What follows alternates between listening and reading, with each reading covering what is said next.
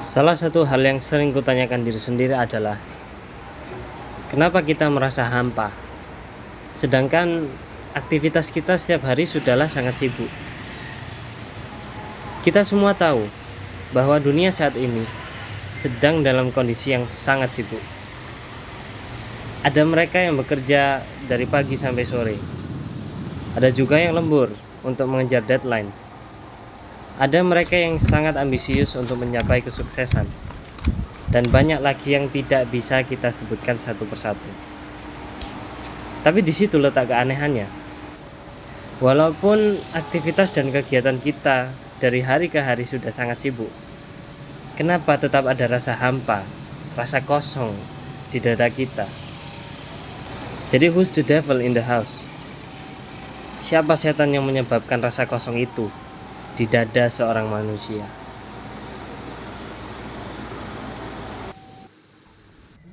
Kita semua pasti pernah merasakan rasa hampa di dalam hati kita. Walaupun ini bukanlah hal yang aneh, perlu kita ketahui apa penyebab dari perasaan itu muncul. Islam sebenarnya sudah membahas masalah ini jauh-jauh hari. Di antara ayat yang paling jelas menerangkan peristiwa ini adalah ayat tentang waswas dan i'rad. Al-Quran menyebutkan bahwa salah satu penyebab dari kekosongan hati adalah berpaling dari agama. Dalam istilah yang terkenal di zaman ini, disebut sebagai kehilangan kompas kehidupan. Kenapa itu? Dalam istilah psikologi, peristiwa ini disebut sebagai existential vacuum, di mana kalau seseorang kehilangan makna kehidupannya, maka dia akan terjatuh dalam kehampaan yang akut. Sebagaimana firman Allah Subhanahu wa Ta'ala, dan barang siapa berpaling dari peringatanku, maka sesungguhnya baginya kehidupan yang sempit, dan kami akan menghimpunnya pada hari kiamat dalam keadaan buta. Imam Ibnu Katsir menjelaskan bahwa makna ma'isyatan donka adalah tidak ada ketenangan dan tidak ada kelapangan di dalam dadanya. Dadanya akan terasa sempit dan sesak karena kesesatannya, meskipun secara lahiriah ia bergelimang dengan harta, memakai pakaian apa saja yang ia mau, memakan apa saja yang ia suka, dan tinggal dimanapun ia inginkan. Tapi selama hatinya belum tulus untuk bertauhid dan berzikir, ia akan tetap berada dalam kegelisahan, keraguan, dan kebingungan. Dan Rasulullah Shallallahu Alaihi Wasallam pun pernah bersabda dalam hadis qudsi, Inna Allah Ta'ala yaqul, Ya ibna Adam, tafarraq li ibadati, amla sudroka ghinnan wa asudda faqroka, wa illa taf'al, mala'tu yadaika syuglan, walam asudda faqroka. Wahai anak Adam, sempatkanlah waktu untuk beribadah kepadaku. Niscaya aku penuhi dadamu dengan kekayaan, dan aku tutup kefakiranmu. Jika kamu tidak melakukannya, niscaya aku penuhi kedua tanganmu dengan kesibukan, dan aku tidak akan menutup kefakiranmu. Maka hal ini berhubungan dengan faktor kedua, yaitu waswas. Waswas merupakan penyakit hati yang muncul saat hati kita merasa kosong, yaitu kosong dari sesuatu yang bermanfaat untuk jasmani maupun rohani seorang manusia. Mental state ini juga paralel dengan ilmu psikologi yang disebut sebagai distorsi kognitif, negative self-talk, di mana seseorang akan merasakan keraguan yang berlebihan dan abnormal, pikiran yang dipenuhi dengan suara kepala yang negatif. Wa may ya'shu 'an dzikrir rahmani nuqayyid lahu syaitana fahuwa lahu qarin. Barang siapa yang berpaling dari pengajaran Tuhan yang Maha Pemurah, kami adakan baginya setan, maka setan itulah yang menjadi teman yang selalu menyertainya. Wa qayyabna lahum qurana fazayyanu lahum ma baina aydihim wa ma khalfahum. Kami menetapkan bagi mereka teman-teman dari setan yang memuji-muji apa saja yang ada di hadapan dan di belakang mereka. Islam telah menyebutkan peristiwa ini yang dikenal sebagai waswas. Waswas merupakan bisikan dari setan, yang percaya atau tidak, kebanyakan kita tidak tahu bahwa itu dari dia. Kok bisa, kalian bertanya? Karena salah satu tipu daya setan yang paling hebat adalah meyakinkan dunia bahwa ia tidak pernah ada. innahu yarakum huwa wa qabiluhu min haitsu la tarawnahum inna ja'alna syayatina awliya'a lil ladzina la yu'minun. Sesungguhnya ia, yaitu setan, dan pengikut-pengikutnya melihat kamu dari suatu tempat yang kamu tidak bisa melihat mereka. Sesungguhnya kami telah menjadikan setan-setan itu pemimpin bagi orang-orang yang tidak beriman. Min syarril waswasil khannas alladzi waswisu fi sudurin nas minal jinnati wan nas. Kata al-khannas secara bahasa berarti sesuatu yang mundur, bersembunyi dan menyamar setelah menampakkan pengaruhnya. Imam Al-Baghawi dalam tafsirnya menyebutkan bahwa setan disebut al-khannas karena dia bersembunyi di dalam hati anak Adam. Begitu manusia sadar dan mengingat Allah, dia akan mengecil dan bersembunyi. Namun begitu manusia lalai, dia akan kembali untuk mendikte pikiran mereka. Rasulullah SAW juga pernah bersabda, Inna syaitona yajri minal insani majrad dam. Sesungguhnya setan itu berjalan di dalam tubuh manusia melalui aliran darah. Ibnu Abbas radhiyallahu anhu pernah berkata mengenai ayat al-waswas al-khannas, Asyaitonu jathimun ala qalbi ibni Adam, fa idza dzakarallahu khanasa wa idza ghafala waswasa. Setan itu bercokol di atas jantung hati anak Adam. Apabila ia mengingat Allah, setan akan mundur dan bersembunyi. Namun apabila ia lalai, setan itu akan kembali membisikkan waswasnya.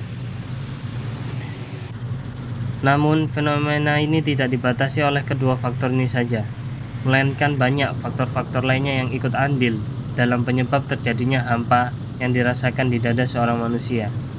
Di antaranya yang paling terkenal adalah cinta manusia takut mati, meninggalkan zikir, takut dan cemas berlebihan atas masa depan, mengikuti hawa nafsu dan panjang angan-angan, al-kibr atau sombong. Lalu, bila kita sudah mengetahui apa penyebab dari masalah yang kita rasakan saat ini, maka bagaimana solusinya?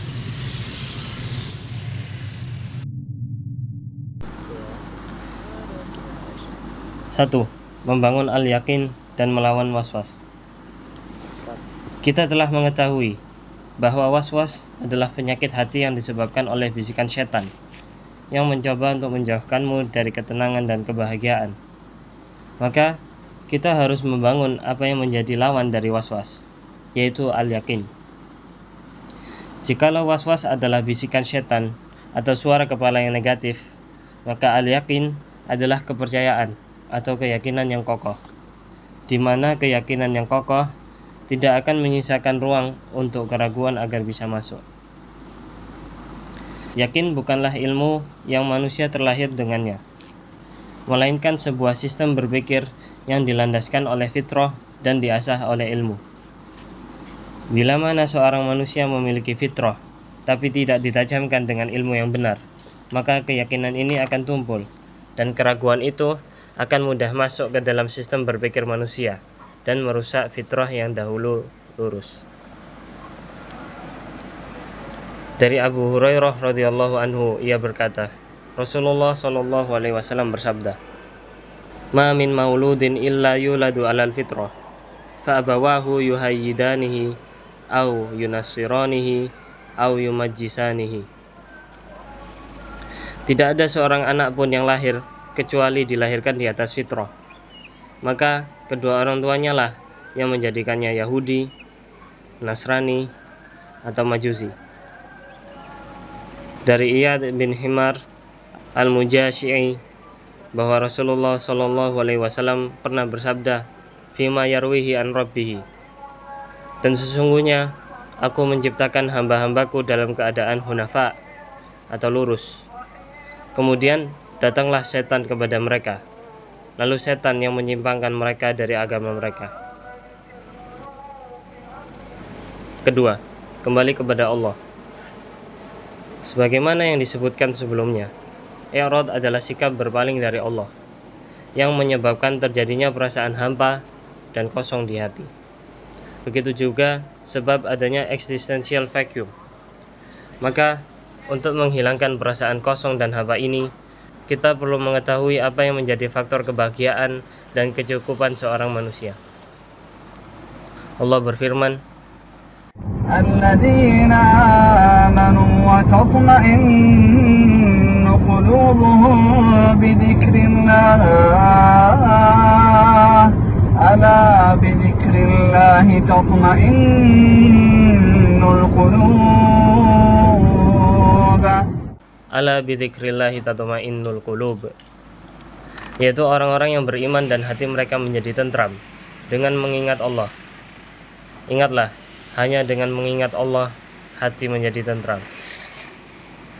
Rasulullah Shallallahu Alaihi Wasallam bersabda, "Laisal ghina an kathratil arab, walakinnal ghina ghinan nafs." Bukanlah kekayaan itu diukur dari banyaknya harta, melainkan kekayaan yang sejati adalah kekayaan yang ada di dalam jiwa.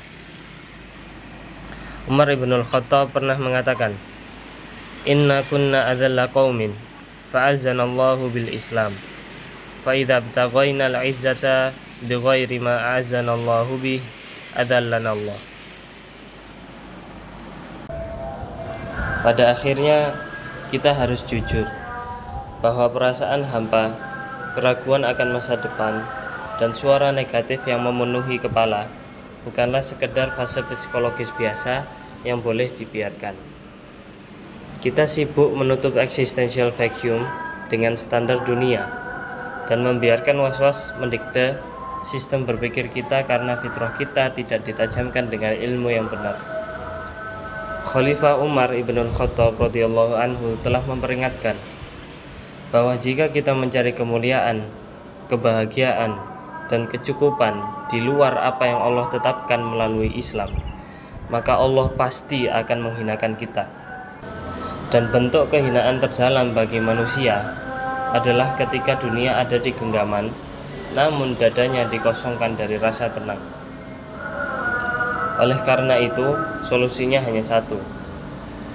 Kenalilah bahwa itu masalah. Carilah penyebab hal itu muncul. Perbaikilah dengan cara yang paling efektif, dan kembalikan sistem berpikirmu pada fitrah yang diasah oleh ilmu yang benar. Berhentilah mencari penawar di tempat yang justru menjadi sumber penyakitmu, karena jiwamu tidak akan pernah merasa cukup sebelum ia pulang kepada penciptanya.